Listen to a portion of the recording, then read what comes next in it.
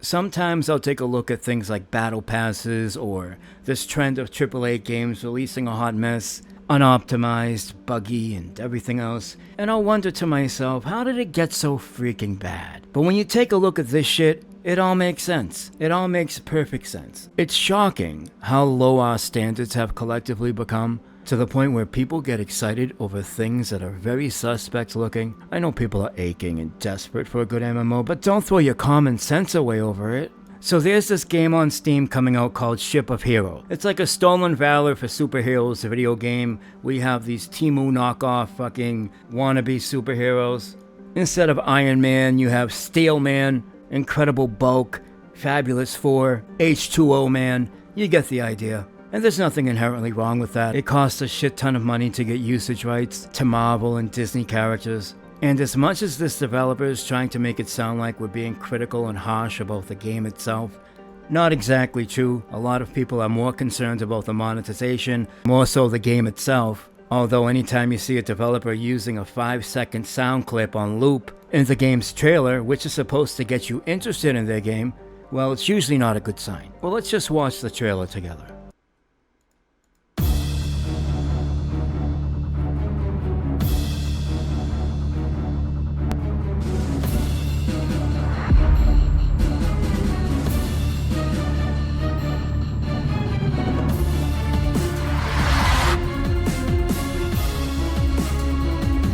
Yeah, fuck it, why waste money on an actual song when we can put this free generic shit on loop? It's not like we're trying to sell a video game or anything. And what the fuck is this? It's like somebody overlaid other gameplay video over the window.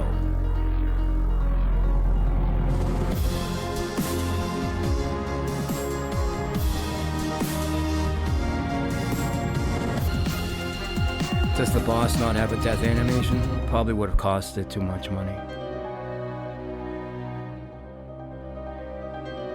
Quarter 2. Are we still in quarter 2?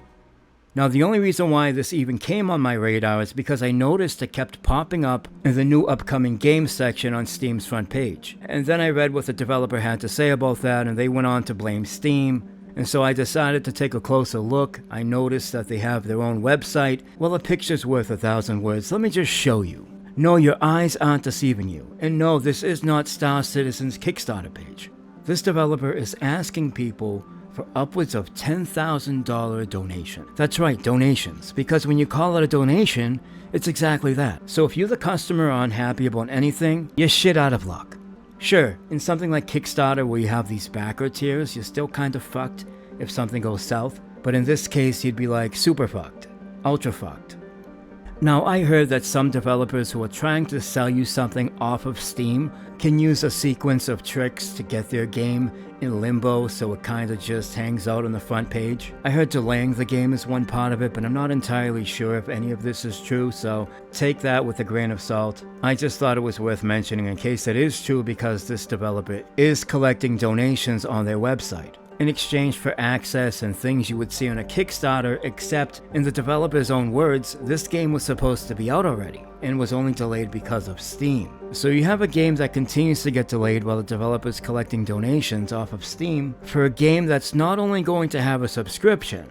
Oh, I didn't mention that part yet. Yeah, it's going to have a subscription on top of an entry fee. So you're going to have to pay to get in, as well as pay month to month to month in order to continue playing this game. So you're telling me you have the smartest people in MMO design who have built these huge user bases on the back of very well-known franchises, including Lord of the Rings and Marvel, who have been unable to figure out how to make subscriptions work while not asking for an entry fee.